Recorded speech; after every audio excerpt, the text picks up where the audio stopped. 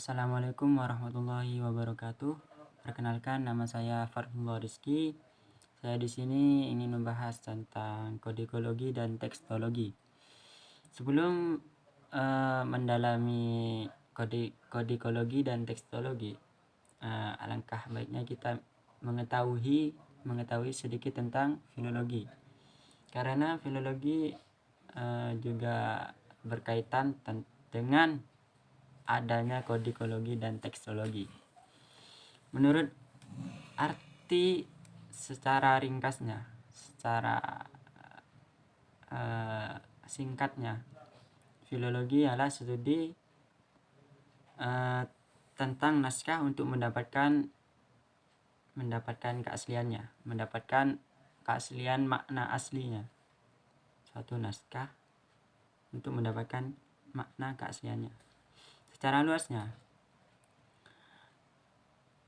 filologi yaitu berarti suatu ilmu yang mempelajari segala aspek kehidupan masa lalu yang ditemukan dalam naskah tulis tangan dan di dalamnya tertangkup di bidang kebahasaan, kesusastraan, dan kebudayaan.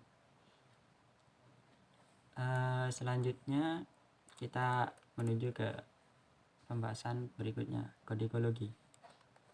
Kodikologi yaitu berasal dari kata Latin yakni codex, jamaknya kodi, artinya naskah. Menurut Robson, kodikologi ialah pelajaran naskah. Dan menurut Barit, kodikologi gulungan buku tulisan tangan pada teks kuno. Yang menurutnya Robson itu ialah pelajaran naskah, pelajaran ilmu sesuatu yang berkaitan dengan naskah. Sedangkan Barit itu ialah mengatakan bahwa kodikologi ialah gulungan atau buku yang ditulis dengan tangan pada zaman dahulu. Menurut Yudaifi, kodikologi mempelajari bahan, umur, serta tempat dan perkiraan penulisan naskah. Jadi mempelajari bahan-bahan serta umur dan tempat perkiraan penulisan naskah. Itu menurut Yudaifi. Lanjut ke pembahasan pertama, yakni menurut Kamus Besar Bahasa Indonesia, bahwa definisi naskah ialah karangan yang masih ditulis dengan tangan, karangan seseorang yang belum diterbitkan, bahan-bahan berita yang siap diset, dan yang terakhir ialah rancangan. Naskah sendiri berarti pada zaman modern ini kan banyak diketik atau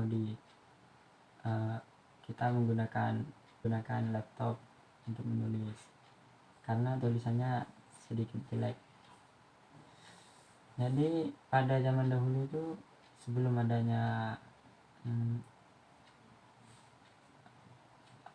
elektronik, kita lebih harus menggunakan pensil dan buku untuk menulis, entah itu tentang diari keseharian kita atau tentang berita apapun yang terjadi pada hari ini, atau tentang sejarah-sejarah untuk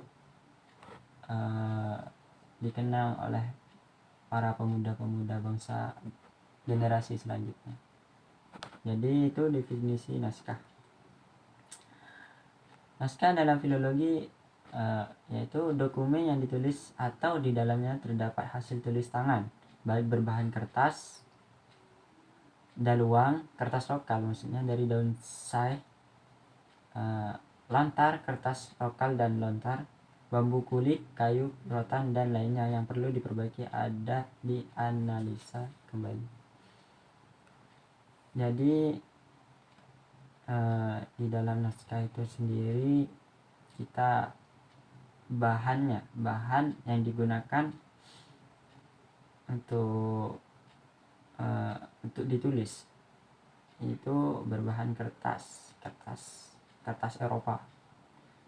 atau daluang, kertas lokal maksudnya, atau bambu, kulit kayu, rotan dan lainnya. Jadi sangat prihatin ya pada zaman dahulu, sebelum mengenal kertas ya masih ditulis di bambu, terus di kulit kayu. Tuh, naskah dalam filologi. Perbedaan naskah, perbedaan kodikologi dan tekstologi ialah kodikologi suatu ilmu yang mempelajari merujuk pada fisik dokumen. Sedangkan tekstologi ialah isi dari dokumen tersebut. Maksudnya itu tulisannya, kandungan isinya. Itu tekstologi.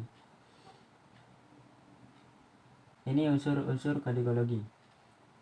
Unsurnya yang pertama tempat penyimpanan naskah, yang kedua alas naskah, yang ketiga cap kertas atau watermark, dan countermark. Yang keempat sekarang umur dan daya tahan, yang kelima penulisan, yang keenam iluminasi, dan yang ketujuh ilustrasi. Tempat penyimpanan naskah, di mana kita ingin mengenang atau tulisan orang terdahulu itu biasanya kita disimpan di museum. Itu unsur kodikologi maksudnya itu tempat penyimpanan naskah. Tempatnya penyimpanan ini bisa diartikan bisa di kertas, bisa, soalnya kan menyimpan tulisan. Tempat penyimpanan naskah berarti tempat penyimpanannya itu di museum. Untuk mengenang perjuangan orang terdahulu, menulis beberapa ilmu, berbagai ilmu, banyak ilmu ditulis dan dinikmati oleh para pemuda itu tersendiri. Yang kedua alas naskah. Alas naskah ini cover naskah. Yang ketiga watermark, cap kertas. Biasanya cap kertas ini kalau pada era modern itu digunakan di uang berapapun itulah, asal yang kertas, yang 1.000, 2.000, 3.000, 4.000, 5.000, 1.000, 2.000, 5.000, 10.000, 20.000, 50.000, 100.000. Itu biasanya kan ada watermark, ada tanda bahwa ini milik Bank Indonesia, agar tidak terjadinya pemalsuan. Digunakannya watermark emang digunakannya untuk biar tidak terjadi pemalsuan, apalagi uang kalau dipalsukan, siapapun kaya raya, cuman apa gunanya gitu, kaya raya semua tapi bosan gitu, masa semua orang kaya gitu. Kan nggak ada namanya perjuangan lah, nggak ada nama istilahnya kita bekerja, nanti pada orang-orang pada tidur semua di rumah ngapain gitu, nanti siapa yang jadi gojek cari uang, nggak ada. Semua orang nanti akan pada akhirnya menikmati hasil dari kita bekerja, kita mengcopy uang tersebut. Itu gunanya watermark. Umur dan daya tahan, yang kelima yang keempat umur dan daya tahan. Umur dan daya tahan itu kita menilai naskah tersebut mempunyai umur berapa tahun. Itu kita bisa lihat dari watermark tersebut. Ketika watermark itu ada, biasanya ada watermark nih, ada tanggal juga, ada tahun, dan ada penulisnya siapa. Itu watermark adat kan lah. Istilahnya itu apa ya, tanda ini loh punya saya gitu. Watermark itu gitu, ini loh punya saya. Ya di uang itu gak bahas uang terus ya gak apa-apa lah, kita bahas uang. Di uang itu kan ada tulisannya BI. Kalau di apa, kasih sinar ultraviolet apa itu namanya ya, betul lah, atau di sensor, di sinar warna ungu itu. Kalau biasanya uang itu di terawang itu ada tulisannya BI. Nah itu menandakan bahwa ini loh punya saya, ini loh uang Indonesia. Kalau nggak ada itunya, kita sulit mengenali atau gampang mudah ditiru oleh orang negara lain. Nanti pas ditiru oleh negara lain, masuk ke Indonesia jadi sultan, bebas beli apa-apa, jadi babunya, nggak seru kan.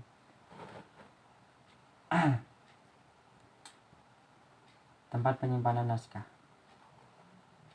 Lanjut ke tempat penyimpanan naskah. Naskah terbanyak di Indonesia di Perpustakaan Nasional, menghimpun sejak 2 abad, diawali Batavia, Genootschap van Kunsten en Wetenschappen. Naskah banyak tersebar di balai bahasa, museum, pesantren, yayasan, pemerintahan daerah, masjid, perpustakaan, dan istana. Naskah memang sengaja bukan naskah ini nggak dikurung di museum gitu, enggak. Karena kalau dikurung di museum, terus siapa yang mempelajarinya, siapa yang pintar entah, nggak ada orang membahas sejarah ntar kalau naskah pada zaman dahulu itu dimuseumkan semua, nggak ada penerus generasinya menulis ulang gitu, nggak ada. Naskah sendiri itu banyak problem juga sih. Ada yang katanya hilang, kalimat per kalimatnya hilang, kata per katanya hilang. Itu kadang membuat salah paham. Yang asalnya itu begini, akhirnya begitu gitu. Jadi kita salah paham karena kalimat per kalimatnya hilang. Makanya akhirnya naskah tersebut ditulis ulang.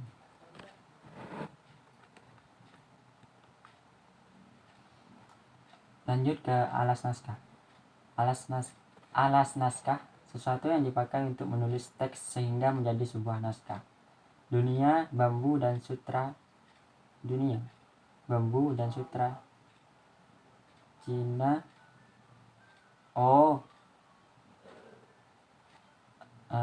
Alas yang digunakan oleh Cina ialah bambu dan sutra. Sedangkan India menggunakan daun palma. Mesopotamia menggunakan batu bata dan tanah liat. Mesir menggunakan papirus. Iran menggunakan baja, linen, velum, sutra, perkamen. Sedangkan Eropa menggunakan kertas. Birma menggunakan kain. Ibrani menggunakan kulit binatang. Ibrani menggunakan kulit binatang serta batu kulit kura-kura, tulang dan daging. Ini negara-negara pada zaman dahulu menggunakan berbagai macam, dari bambu, sutra, ada yang dari batu bata, tanah liat, alas naskah.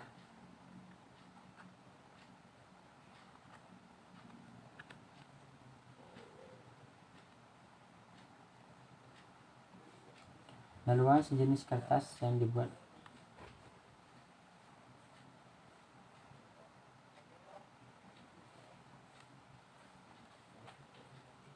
lanjut tadi apa? Iluminasi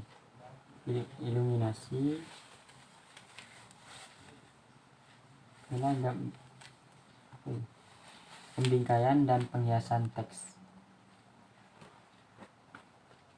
Jadi pada teks tersebut kita membingkainya supaya terlihat indah,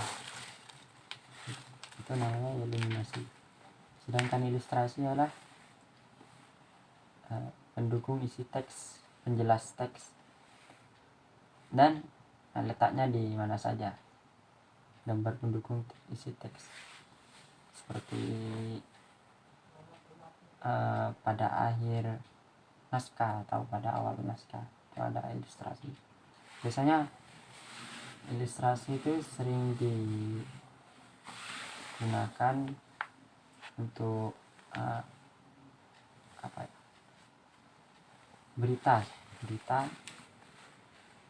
informasinya dari seseorang, terus cara memperagakannya ditulis, dan itu ilustrasinya seperti ini. Misalnya itu sering digunakan di berita. Lanjut ke tekstologi. Tekstologi adalah ilmu yang mempelajari seluk-beluk teks. Kandungan naskah yang bersifat abstrak dan hanya dapat dibayangkan. Teks juga berupa lisan, tulisan, dan cetakan. Isi teks, ide, amanat pengarang kepada pembaca, dan dapat terjadi naskah mudah, sedangkan teks hadiah. Jadi tekstologi adalah mempelajari seluk-beluk teks yang mengandung naskah bersifat abstrak dan hanya dapat dibayangkan. Kandungan naskah yang bersifat abstrak dan hanya dapat dibayangkan. Teksnya bisa lisan, tulisan, dan cetakan. Isinya ialah ide, amanat pengarang kepada pembaca. Ide seseorang menulis entah itu buku yang berhubungan dengan sejarah atau berhubungan dengan tutorial, bisa.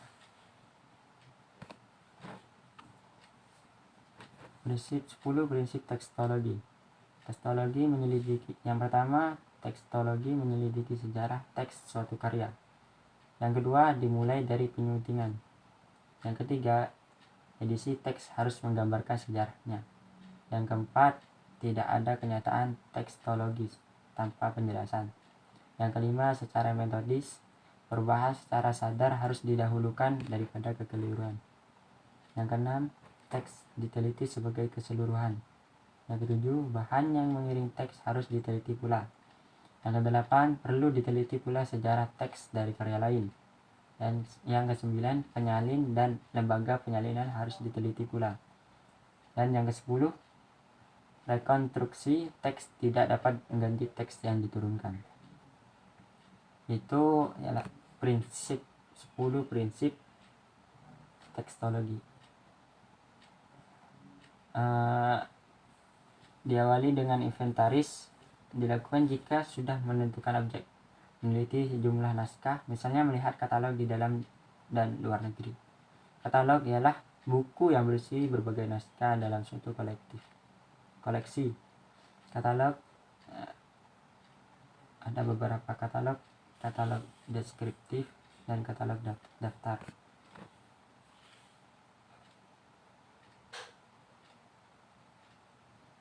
Mungkin itu saja